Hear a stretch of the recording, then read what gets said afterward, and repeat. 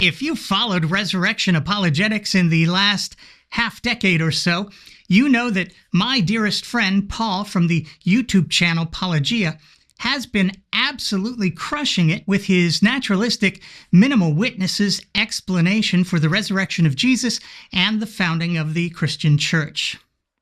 His idea, based on the available evidence, is that there were really only two people who personally claimed to have seen the resurrected Jesus via visions, and that things spread from there. I didn't really do justice to Paul's idea. There's a lot more to it, so I'll link to his video in the description. But after looking into these claims myself, I've come up with what I think is another plausible naturalistic piece of the puzzle.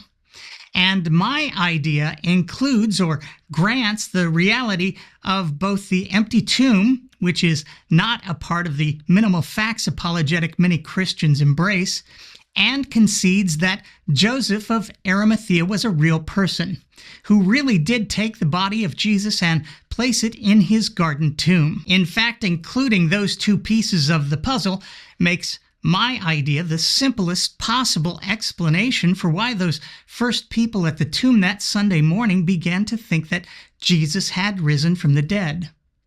So let's start with the claims. All four Gospels report that Jesus was crucified at a place called Golgotha, or Calvary, the place of the skull.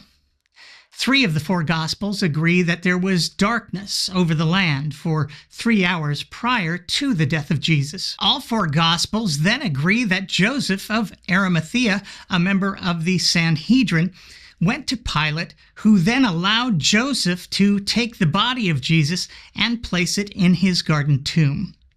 Matthew and Mark tell us that Joseph started this process as the evening approached. Luke tells us that the women from Galilee followed Joseph and saw Jesus' body laid in the tomb. Mark agrees and names those women as Mary Magdalene and Mary, the mother of Joseph. Matthew basically agrees with Mark with some spectacular additions. Matthew and Mark also agree about the stone being rolled in front of the tomb.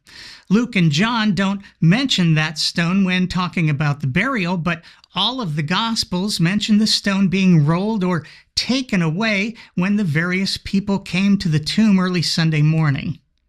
John tells us it was still dark when Mary Magdalene went to the tomb that morning, finding the stone already rolled away. Mark and Luke agree Matthew has an angel miraculously rolling the stone away, because of course he does. So now let's consider my explanation of the empty tomb. First, as mentioned previously for this discussion, I grant that there really was an empty tomb. I also grant that there was at least one woman who came to the tomb that Sunday morning who found the stone rolled away and the body of Jesus missing. John tells us that the tomb was, rather conveniently, quote, at the place where Jesus was crucified, end quote, and that the tomb was in a garden. Let's remember that Joseph began the process of acquiring the body of Jesus, quote, as evening approached, Matthew 27:57. Obviously, going to Pilate, getting his ear and his approval would have taken some time. Then Joseph would have had to return to Golgotha, get the body of Jesus down off the cross, and carry it to the tomb, perhaps with the help of the women who followed. By this time, I think it's safe to assume that it was either dark or getting quite dark. And that's ancient world dark, not dark like the 21st century urban areas we have here now. We're talking dark. I think it's also safe to assume that this place, Golgotha, the place of the skull, was not a place the women were familiar with. I mean, it's not like the mall where you go and hang with your friends, maybe get some of those delightful sugar Cinnabits at Wetzel's Pretzels. It's the place of the skull. And Jesus probably avoided that place like the plague, knowing what was going to happen eventually. Then we have what I consider to be a genuine oddity. When the women arrive at the tomb that morning, the stone is rolled away. Why is that odd? Because as we learn from the Gospels, post-resurrection Jesus can appear suddenly in rooms where the door is locked. He's no longer subject to gravity either. So it's not like he was going to be stuck in the tomb if no one came and rolled the stone away.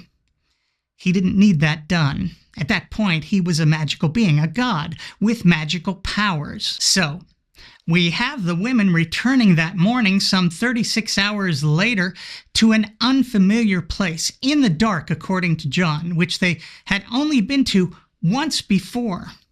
And that was also either while it was dark or getting quite dark. 36 hours prior, there was a stone rolled in front of the tomb, and now they've returned to find a stone rolled away. And in my view, unnecessarily, since resurrected Jesus clearly didn't need the stone to be rolled away. What explains all this? Well, there is a very simple naturalistic explanation which accounts for all of this data. When the women went back that morning, 36 hours later, having only been to the tomb once, and that was in the dark, they simply went to the wrong tomb. That's why the stone was rolled away. Uncle Shlomo was going to be laid to rest in that tomb later that morning. Somewhere along that garden path, the women, however many there were, they simply made a wrong turn. Have you ever tried to find your way back to an unfamiliar place you've only been to once before? And in the dark? We at least have street signs now. It would have been so easy to mess that up circa CE 33. Then the women and the apostles started remembering things Jesus had said about his death and resurrection, and in their sudden euphoria, imagined Jesus had risen from the dead. One of them may even have had some kind of guilt or grief hallucination to get the ball rolling. It really could be that simple. This explanation for the empty tomb and how people started thinking of Jesus as risen from the dead is not only plausible, but it's certainly far more plausible than a man rising from the dead, contrary to the laws of physics and biology, contrary to everything we know about how dead people behave. With so much of the Gospels being clearly mythic, there are always going to be bits and pieces you can use to push back against this idea. But presuming a naturalistic world, this works. It really could have been that simple. A wrong turn at Albuquerque, as Bugs would say. We all know stranger things have happened. Once again, I'm me. Thanks for watching.